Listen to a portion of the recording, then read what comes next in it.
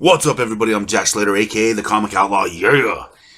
And hope you're ready as we go back in the deep, dark world of Gotham, where the streets sing sweet, bitter sorrow, and the night of Gotham tries to sing those sorrows to sleep as Gotham arises a new day. But now he faces a new problem, the Red Hood. And this is the issue where we find out who the Red Hood is. There's many valuable things in Gotham. Gold, jewelry, cold hard cash. But what makes gold and jewelry appear and cash is weapons. Since the arrival of the superheroes, big guns, big weapons have been the main thing. And it's funny that a worthless rock from a dying planet that spawned one of the greatest superheroes also spawned his greatest weakness. This rock is known as kryptonite, and it has many colors, many forms, and it's one of the most valuable minerals on this planet. A mineral that can kill Big Blue. Meanwhile, Batman and Nightwing are looking around. This crate is gone, but they're able to follow the radiation, and Batman's able to deduce that there's about 100 pounds of kryptonite. That's right, 100 pounds of kryptonite, which is in the possession of the Red Hood. Now, like I said, there's different colors. Right now, the Red Hood is holding a red piece of kryptonite, which does unexpected things to Superman. I know my kryptonite. Anyways, he's trying to sell it to the Red Hood. You know, he's negotiating with him, and they're playing cat and mouse here. He's setting a very high price. He knows the Red Hood's not going to pay it, but it's too good of an opportunity to pass up. I mean, literally, you could walk into Gotham with a kryptonite suit and be king of the mountain, from what Red or Black Mask says, but that's neither here or there. I'd personally put it in a bullet and shoot Superman, but hey, to each their own. Anyways, they negotiate a high fare, 50,000 or 50 million, I should say. And of course, Black Mask isn't intending to pay him, but he does call in his new number 2, Victor Fries. And I love how Victor immediately establishes that he's not running errands for him, but he is sort of working for him. I like how Black Mask is able to navigate through both the mafioso world and the criminals of Gotham as well. And Freeze is probably making a good living right now. They rebuilt his suit, so he's in a nice position right there with the Black Mask. Meanwhile, Batman and Nightwing are riding around, and Nightwing was about to suggest, going to Oracle, but Batman doesn't really want to have anyone involved right now due to what happened to Stephanie Brown in the Black Mask. And Batman's just going through this phase right now where he just wants it to be him or people that could fight the war.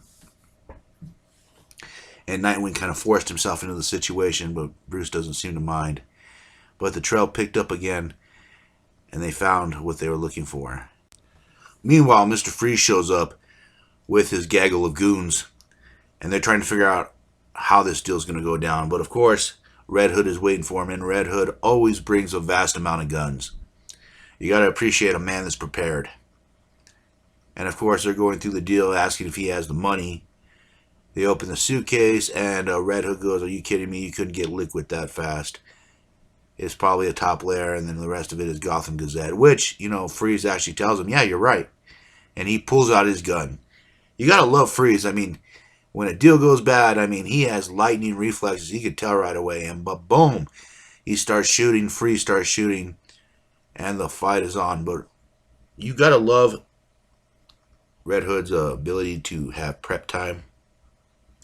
It seems like someone had taught him very well, and the Red Hood is prepared. And he just pulls a lever, and all these boxes just open up with automatic machine guns, which doesn't really affect Victor Fries. He just stands there because that's why he was killing everyone about them making his suit wrong. He has to have it perfect. As the other men are being taken out by the automatic, I would have ducked right behind Mr. Freeze and used him as a shield. Anyways, him and the Red Hood have a little fight. He places a grenade on top of his helmet, thinking this is going to be the thing that fries Mr. Freeze for good. But you can't discount a well-made suit, and that's what those scientists died for. And it manages just to piss Freeze off. And what a coincidence, Batman's pissed off too. Shouldn't be a coincidence, I guess Batman's usually pissed off all the time. But anyways, the fight is on. Victor, kind of realizing this is a situation he can't win, tries to back out of it, while the Red Hood has other surprises. Yes, he has another crates full of machine guns that he just lets loose. Like I said, you gotta love prep time. Anyways, Nightwing's dodging that, and this is where Freeze decides to get the hell out of here. And whoosh, Freeze is gone. Freeze has been in the game long enough to know when a situation is unattainable, and it's time just to get the hell out. Especially with Batman, Nightwing, and the Red Hood there. Meanwhile, the Red Hood has been waiting for this. A gift to himself. All the planning, the plots, the stealing, the taking over the organizations that brought him to this one moment.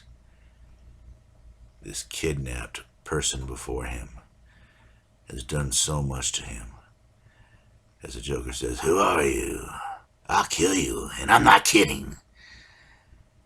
And the Red Hood says, "No, never a thing like that." And he starts beating him with that crowbar over and over again. And you could just see the smile under the Red Hood. If you don't think he's smiling, nay, nay, as he brings the crowbar down again. The Joker has killed many people before, but yet this feels familiar, more personal, as the crowbar comes down again and again, flesh and bone cracking, blood spewing, skin bruising, as the Red Hood gets a sense of satisfaction as he takes his mask off and asks him, "Tell me, how does that feel?" As Jason Todd smiles in the spotlight. Vengeance is finally his, but the game isn't over yet. And what will happen? We'll find out the next time, won't we? And I'll catch you on the flip side, yeah.